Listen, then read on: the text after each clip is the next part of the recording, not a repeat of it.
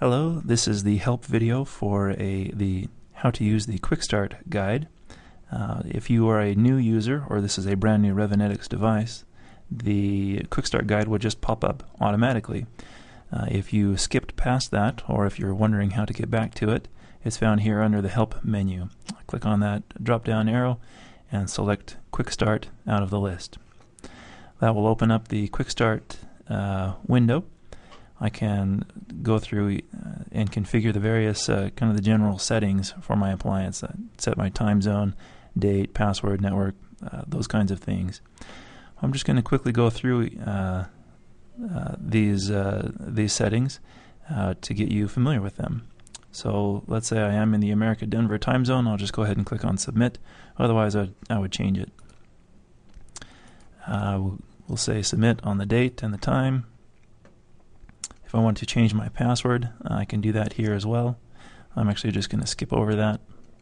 If I want to configure a short name or like a host name for my appliance, I can do that as well.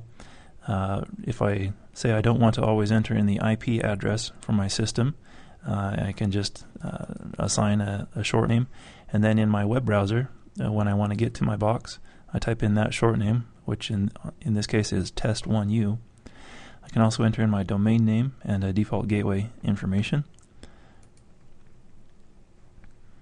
Each Revinetix box will come with dual gigabit interfaces, so I can assign them a static address if I choose, or I can let the system just pick one up automatically via DHCP. One quick note here, we do recommend that you do not have both addresses on the same subnet. So if you wanted to enable both NICs, make sure they're on different subnets. If you have any questions about that, feel free to give Revinetix support a call. But I'm just going to go ahead and use this suggested client ID. It's kind of the same thing as what I just did, where I said use this as my short name. I'll go ahead and click on submit. I can enter in my DNS server information and submit that. If I wanted to give my Revinetix device a certificate, I could enter that information here as well.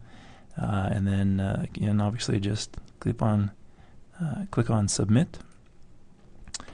Here near the end now, if I've made a number of changes, they'll be highlighted here, and I would take just a moment to double check that things are correct. If not, you can just jump back and make those changes if needed. I'll go ahead and click on the commit button, and since I've made enough changes to the way my system is configured, it's prompting me to reboot the appliance. So I'll just go ahead and click on reboot.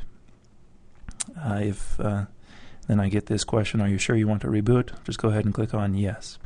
In my case, I'm just going to click on dismiss, but you can certainly reboot the box. When it comes back up, if you had made, say you made a short name or host name change or an IP address change, then you would obviously want to connect to that new name or that new IP address.